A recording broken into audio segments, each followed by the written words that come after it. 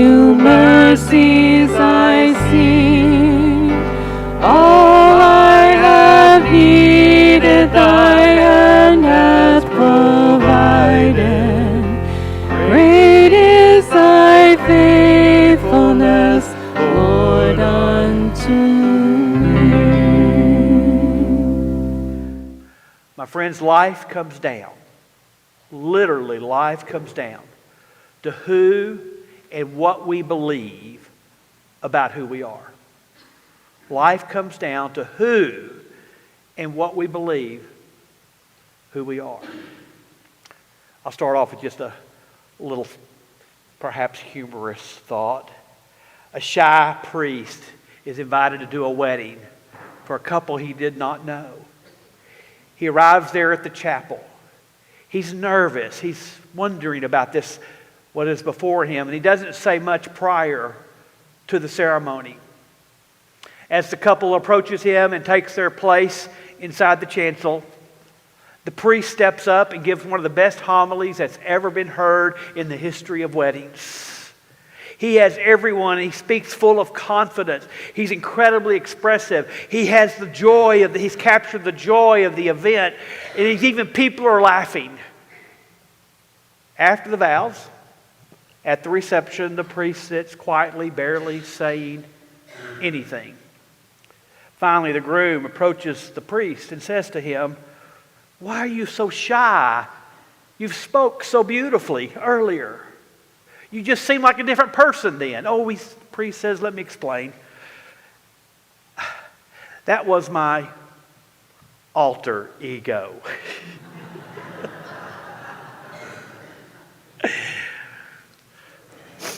My friends, knowing who we are and who believes in us is essential to life. But unfortunately, there is a lucky dog lie that exists in this culture of ours. We all have handicaps to overcome. Some of it has to do with the size of our nose, our weight, our 2 left feet. And it may not be just one big thing in our life. It may be lots of little things in our life that add up. And tapes, we all play the same tapes in our head. Tapes in our head that tell us we're too short, we're too slow, we're uncool, we don't measure up. We're lacking what other person has that makes them better than what we are. And too many of us believe that lucky dog lie. Based on other people's assessment of who we are. Some of us believe too strongly in the Father, who we could never make happy. Some of us believe too strongly in that mother who was more interested in her interests than our own. We believe a teacher who just could not see our potential and blamed our lack of learning on our lack of knack. We chose to believe maybe the girl or the boy we crushed over who wouldn't give us the time of day. And all that over time. Listening to the voices of others' assessments of us puts us in this cycle of shame, that the tapes that play in our head. And eventually we lock our soul in some feeling of guilt in this cell that says, I don't measure up. And that's the lucky dog lie. And my friends, you believe that lucky dog lie much too long. Here's what happens. Eventually you're unable to disprove those things are true. And so you just assume that I am inadequate. And then what do? We start to violate ourselves. We start to violate others. We abuse and we amuse ourselves, hoping somehow it will relieve the pain that we've taken on because of this lucky dog lie. And our shame is made complete when now we have to pay the cost. The cost of our actions. The cost we think we must pay because of our big or lots of little failures. God knows that every one of us are lucky dogs who are flawed. Are we not? And there is no measurement for your flaws. No, there's no point system for what you get wrong. Mass killings aren't assigned 1,000,000 points. A murderer is not assigned 100,000 points. Robbery or stealing from another is not given 75,000 points. Greed sometimes is not given 50,000 points. Gossip doesn't get 25,000. And surely overeating doesn't get 1,000 points. We don't have to play that game, friends. Every one of us have to be a part of that. Lucky dogs have been adopted into the family of God. Our shortcomings and our failures do not have the last word. For God sees us as lucky dogs. Let me show you how this works. I need a volunteer. Oh, there's one, Rael. Misty, would you help me on this, please? All right. Such a willing volunteer that just makes her way forward. What a surprise. We're going to measure up this willing volunteer the way that we seem to measure here in the world. Hang on here. I don't know.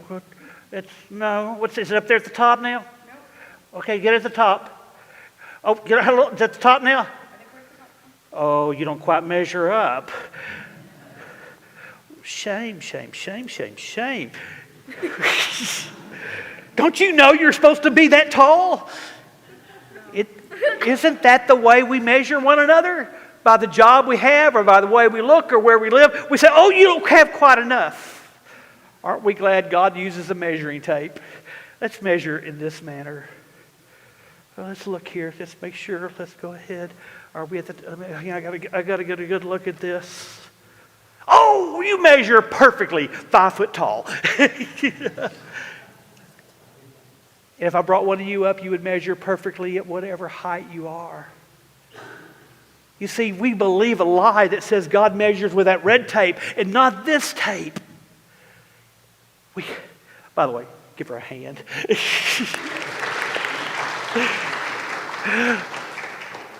If you want to measure with that red tape and call that the real world, you can keep that real world to yourself. I don't want nothing to do with it, my friends, at all. We want to believe it's true God uses a measuring tape, but I know this world focuses on our shame in so many ways and our stumbling ways, but heaven says, no, you are the perfect lucky dog, even with a little bit of limp and mange. And that's the lucky dog difference, my friends. God has a different idea about us. Even when you feel like a mutt who's been cast off on the side of the road, the good news of Jesus Christ that radiates the amazing love of God to us, and the example that He gave is we reside in God's backyard where there's always light and food and everything we need. And when we err, forgiveness is abundant. Whether we bark or whether we bite, you're still a lucky dog. Because we have a grace-filled owner who adopted us, no matter how undeserving we may feel. Martin Luther had his own issues. If you know the story of Martin Luther, he tried to please God for many, many years by his actions and what he could do. And finally, when it hit him that it was by faith alone, by the grace of God, that we were made lucky dogs, he said when those fits of doubt and those fits of dissatisfaction with his soul arose, you know what he said he would do? He'd pound his fist on the desk. I'm going to pound, so I don't want to surprise you. I am baptized, he would say. Reminding himself that he is one who has been given faith, by his faith, by the grace of God, he has life. That's the lucky dog difference. And if we live with that difference, there's a lucky dog lifestyle. And I know we read these words here in the text a minute ago that say, stop sinning, purify yourself. Since Christ was sinless, we ought to be so too. We read, if we keep on sinning, we disprove the power of God at work within us. And I know when you read those words, it feels like we're back to scorekeeping again. Oh, what do I got to do to make God happy? These words have wrongly caused too many people to scurry back to a burdened life of trying to be something they're not other than just being a plain and simple a lucky dog. But a lucky dog's lifestyle is not a dog-eat-dog lifestyle that we have around us so many places. A lucky dog lifestyle is not pacing back and forth in a sun-baked yard, just waiting to bark at whatever moves next. A lucky dogs feel no need to be properly obedient or rightfully social. They refuse to turn good news, that why I'm a lucky dog, into bad news. They enjoy playing in heaven's backyard, as I told the kids. But too many of us miss the point. I was a golfer for a long time. I've seen this happen so many times about missing the point in the game of golf. They go to hit a ball and it doesn't go where it's intended. And what do? They slam the club into the ground. They mutter some untheological words. Oh, I'm talking about myself here. And I forget that hitting a golf ball straight defies the law of physics. And I also forget my name is not Nicholas or Woods. Golf is a game that's supposed to be fun, and golfers miss the point when they take the fun out of it. So let me change the metaphor for you just a bit. God has given us access to fine dining. A free meal at the finest restaurant you can imagine. It's a gift that comes with ambiance, culinary fare, great taste. We would be not observing the etiquette of that privilege if we arrived in this wonderful place and ate our meal in the chair like a bratty child sitting in a high chair. We'd be eating like we don't belong. Friends, our erring ways do not determine our relationship with God. Don't let that happen. However, treating the gift of grace how we treat the gift of the grace of God in our life can determine our experience with God. It can spoil God's good gift of abundant life. And so we make changes. Why in our life?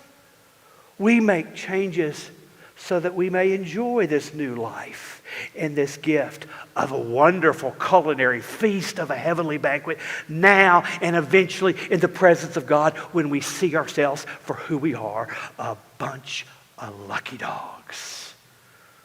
You see, I don't know why we don't throw a party at church every weekend.